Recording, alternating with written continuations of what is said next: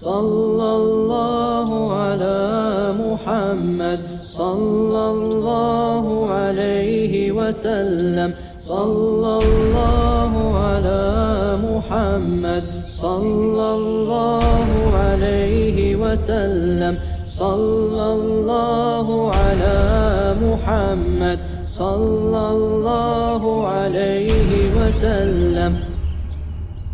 بسم اللہ الرحمن الرحیم۔ قصیدہ بردہ شریف کی 8ویں فصل ہے فی غزوات النبی صلی اللہ علیہ وسلم۔ آج کے سبق میں ہم 2 شعر کے ترجمہ اور تشریح کریں گے۔ شعر نمبر 127 ہے اور دوسرا 128 ہے۔ شعر دیکھ لیں۔ ہم الجبال فصل عنہم مصادمہم ماذا رآ منہم فی کل مستدمی فصل حنینا وصل بدرا وصل احدا فصول حتف لہم ادھا من الوخمی۔ ترجمہ دیکھ لیں۔ وہ صحابہ عزم و ہمت کے پہاڑ ہیں، ان سے ٹکر لینے والے کفار سے پوچھئے ان کفار نے ان صحابہ کی عزم و ہمت میں سے کیا دیکھا ہر ٹکرانے کی جگہ میں، یعنی لڑائی کی جگہ میں۔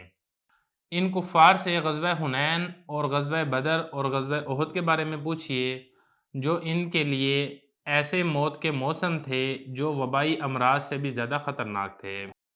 اب ایک ایک لفظ کا ترجمہ دیکھ لیں۔ ہم وہ، یعنی وہ صحابہ، جبال یہ جبل کی جمع ہے، پہاڑ کو کہتے ہیں۔ فا لہذا سل سوال کریں، ان سے، ہم ان سے سوال کریں ان صحابہ کے بارے میں جو کہ عزم و ہمت کے پہاڑ تھے۔ مصادمہ یہ اسم فاعل کا صیغہ ہے، ایک دوسرے کو مارنا یا آپس میں ٹکرانا، یہ اس کے معنی آتے ہیں۔ ہم ان کا یا ان سے، ما کیا، ذا وہ، رآ دیکھا، من سے، ہم ان، فی میں، کل تمام، مستدم میدان جنگ،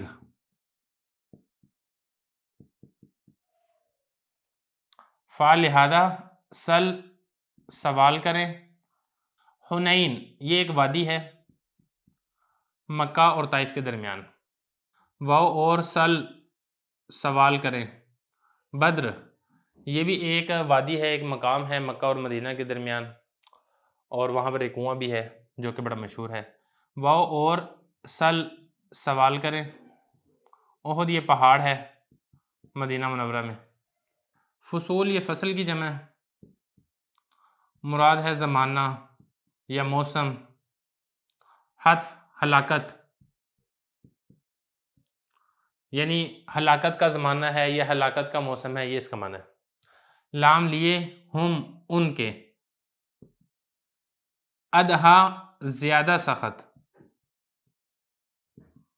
من سے، وخم وبا یا وبائی امراض، یہ اس کے معنی ہے۔ دیکھیں صحابہ کرام کی تعریف کے اندر یہ دونوں اشعار کہے گئے ہیں، تو حضرت ناظم رحمہ اللہ تعالیٰ فرما رہے ہیں کہ یہ صحابہ کرام پہاڑ ہیں۔ پہاڑ سے مراد یہ ہے کہ عزم و ہمت کے، بہادری کے اور شجاعت کے یہ ایسے پہاڑ ہیں، بہت عظیم الشان ان کا مقام اور مرتبہ ہے کہ ان سے ٹکرانے والے، ان سے لڑنے والے جو کفار تھے، آپ ان کفار سے ان صحابہ کرام کے بارے میں پوچھ لیں۔ جس طریقے سے ہوتا ہے نا، عربی کا مقولہ ہے کہ فضیلت اس کو کہتے ہیں جس کی گواہی دشمن دے، تو صحابہ کرام کی جو فضیلت ہے یہ ایسی فضیلت ہے کہ دشمن بھی اس کی گواہی دینے کے اوپر مجبور ہیں۔ اگر آپ دشمنوں سے بھی پوچھیں گے تو دشمن بھی یہ والی بات تسلیم کریں گے کہ صحابہ کرام انتہائی شجاع تھے، انتہائی بہادر تھے، انتہائی دلیر تھے، چنانچہ ان صحابہ کرام نے ہمارا تیا پانچا کر کے رکھ دیا، ہمیں نیست و نابود اور تباہ و برباد کر کے رکھ دیا۔ تو یہ حضرت ناظم فرما رہے ہیں کہ ان صحابہ کرام کے بارے میں آپ ان سے ٹکرانے والے کفار سے پوچھئے، ان کی آپ رائے لے، آپ ان سے کیا پوچھیں، وہ آگے بتا رہے ہیں ماذا رأى منہم، یعنی ان کفار نے ان صحابہ کرام کے اندر کیا کیا شجاعت اور بہادری کی صفات دیکھی ہیں، تو پھر یہ کفار آپ کو بتائیں گے کہ یہ صحابہ کرام کتنے دلیر، کتنے بہادر، کتنے شجاع تھے، اور انہوں نے شجاعت کے کیسے کیسے کارنامے انجام دیے تھے۔ فی کل مستدمی، ہر میدان جنگ کے اندر، یعنی جب بھی کوئی میدان جنگ کے اندر مقابلہ ہوا ہے کفار کا صحابہ کرام سے، نبی کریم صلی اللہ علیہ وسلم سے، تو صحابہ کرام نے وہاں پر شجاعت اور بہادری کے صفحات رقم کیے ہیں، اور بہادری کی بہت ایسی داستانیں رقم کر کے چلے گئے ہیں جو رہتی دنیا تک باقی رہیں گی اور رہتی دنیا تک دہرائی جاتی رہیں گی۔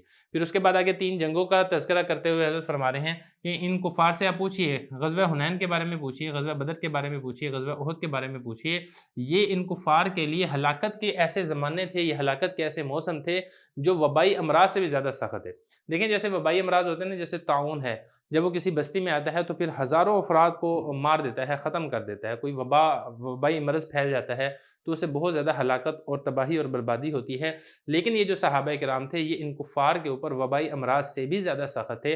وبائی امراض سے ان کفار کا اتنا نقصان نہیں ہوتا تھا جتنا ان صحابہ کرام رضی اللہ عنہم کی شجاعت اور بہادری سے ان کفار کا جانی اور مالی نقصان ہوتا رہا ہے۔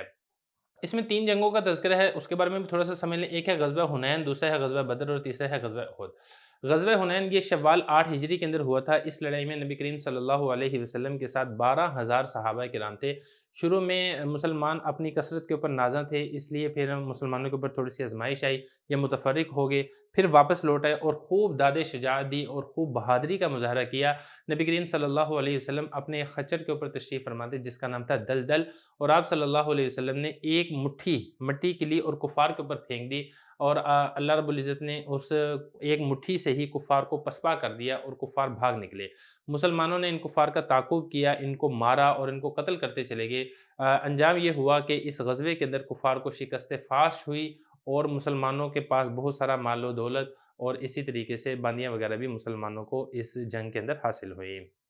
دوسرا اس کے اندر غزوہ بدر کا تذکرہ ہے۔ غزوہ بدر یہ 17 رمضان 2 ہجری کے اندر ہوا تھا۔ اس غزوے کے اندر مسلمانوں کی تعداد 313 تھی اور مسلمانوں کے پاس 2 گھوڑے تھے، 6 زیریں تھیں، اسی طریقے سے 70 اونٹ اور صرف 8 تلواریں تھیں، جبکہ اس کے برعکس کفار کی تعداد 950 تھی اور کفار کے پاس 100 گھوڑے تھے، 700 اونٹ تھے اور بہت سے دیگر ہتھیار بھی موجود تھے۔ اس غزوے کے اندر بھی کفار کو بدترین شکست ہوئی، مسلمانوں میں سے صرف 14 افراد شہید ہوئے، جبکہ کفار کے 70 افراد مارے گئے اور 70 افراد ہی گرفتار ہوئے تھے۔ تیسرا اس کے اندر غزوہ احد کا تذکرہ ہے۔ غزوہ احد یہ شوال 3 ہجری کے اندر ہوا تھا۔ کفار نے حملے کے لیے بہت تیاری کی تھی، کفار کی تعداد 3000 تھی جب یہ حملہ کرنے کے لیے آئے ہیں۔ ان میں سے 700 زیرہ پوش افراد تھے اور 200 سوار تھے، باقی پیادہ تھے، جبکہ اس کے برعکس مسلمانوں کی تعداد صرف اور صرف 700 تھی، جس میں زیرہ پوش افراد 100 تھے، باقی سب کے سب پیادہ تھے، ان کے پاس زیرہ بھی موجود نہیں تھے۔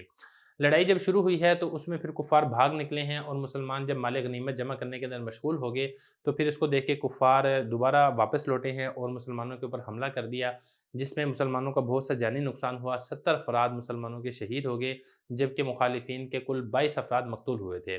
نبی کریم صلی اللہ علیہ وسلم کو بھی اس غزوے میں تکلیف پہنچی تھی، آپ صلی اللہ علیہ وسلم کا دانت مبارک بھی اس غزوے میں شہید ہو گیا تھا۔ باوجود اس کے کہ مسلمانوں کو اس غزوے میں بہت سا نقصان پہنچا تھا، لیکن اس کے باوجود مسلمانوں نے بے انتہا شجاعت اور بہادری کا مظاہرہ کیا تھا۔